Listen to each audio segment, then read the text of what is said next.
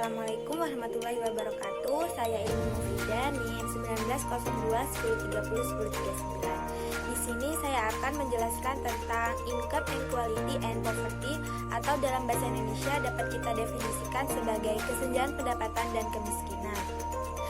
Poin-poin yang akan saya jelaskan yaitu definisi kesenjangan pendapatan, definisi kemiskinan, penyebab kesenjangan pendapatan dan kemiskinan, jenis-jenis kemiskinan, filsafat politik dan redistribusi kemiskinan, dan yang terakhir adalah solusi untuk kesenjangan pendapatan dan kemiskinan itu sendiri. Definisi kesenjangan pendapatan.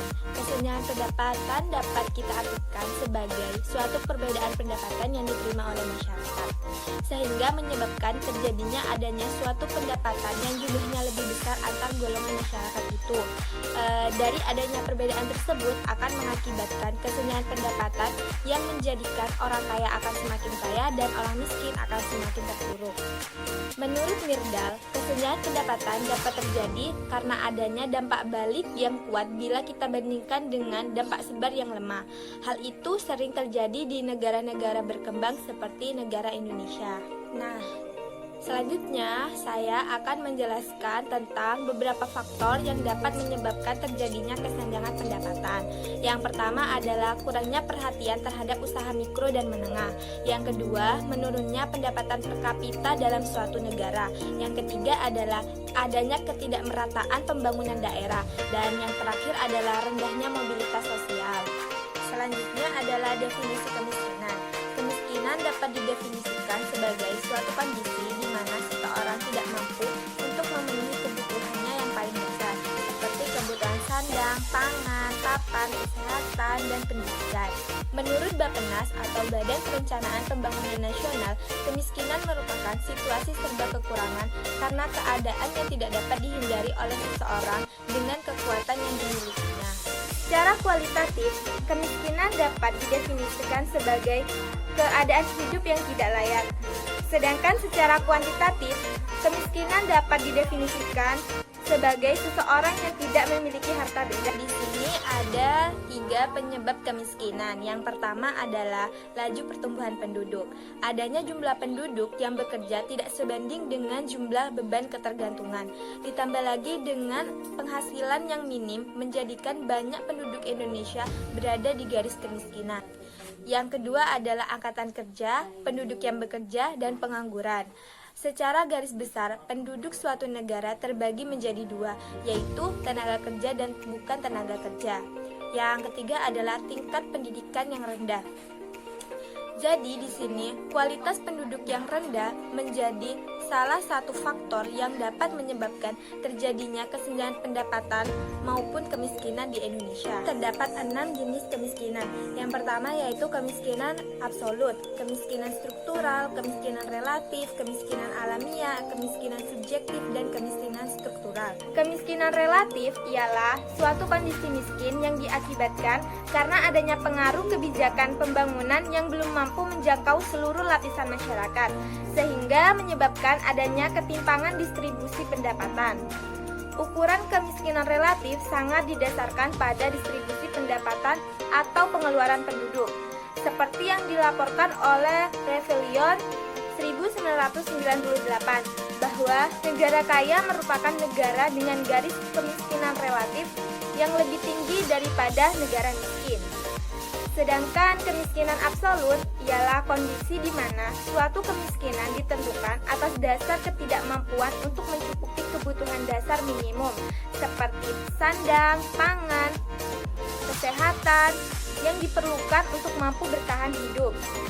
Saat seorang mempunyai kepentingan untuk menilai efek dari kebijakan anti kemiskinan antar waktu seperti adanya pemberian kredit skala kecil, maka diperlukan suatu garis kemiskinan absolut. Kemiskinan kultural merupakan kemiskinan karena sikap atau kebiasaan masyarakat yang tidak mempunyai keinginan untuk bisa meningkatkan taraf hidup. Kemiskinan alamiah merupakan suatu kondisi miskin yang terjadi karena alam sekitar yang langka akan sumber daya alam, sehingga menyebabkan tingkat produktivitas masyarakat menjadi rendah. Seperti penduduk Afrika yang mempunyai tanah yang kering dan tandus. Kemiskinan subjektif merupakan kemiskinan karena anggapan atau persepsi seseorang yang tidak mampu mencukupi kebutuhannya. Contohnya seperti penduduk di kota-kota besar. Selanjutnya adalah filsafat politik dalam redistribusi pendapatan. Ada 3 macam. Yang pertama adalah utilitarianisme, yang kedua adalah liberalisme, yang ketiga adalah libertarianisme. Yang pertama adalah filsafat utilitarianisme, merupakan filsafat politik yang menyatakan pemerintah harus memilih kebijakan untuk memaksimalkan utilitas total dari setiap orang dalam masyarakat. Yang kedua adalah liberalisme, merupakan filsafat politik yang menyatakan pemerintah harus memilih pertimbangan kebijakan yang dianggap adil, seperti dievaluasi oleh pengamat yang objektif. Sedangkan yang terakhir adalah libertarianisme, merupakan filsafat politik yang menyatakan bahwa pemerintah harus menghukum kejahatan dan menyelenggarakan kesepakatan sukarela, tetapi tidak melakukan distribusi ulang atau redistribusi pendapatan. Dalam pengukuran kesenjangan terdapat kurva Lorenz. Kurva Lorenz merupakan kurva distribusi yang menggambarkan bagian kumulatif pada populasi diurutkan dari pendapatan rendah ke pendapatan yang tinggi dengan bagian kumulatif pendapatan yang diperoleh. Yang menjadi salah satu karakteristik kemiskinan di Indonesia adalah perbedaan yang sangat mendasar antara kemiskinan relatif dan kemiskinan absolut dalam hubungannya dengan lokasi geografis. Dalam pengertian absolut, lebih dari setengah jumlah total penduduk Indonesia yang hidup miskin berada di Pulau Jawa. Sedangkan dalam pengertian relatif, provinsi-provinsi di Indonesia Timur menunjukkan nilai kemiskinan yang lebih tinggi. Berikut ini merupakan data provinsi dengan angka kemiskinan absolut tinggi.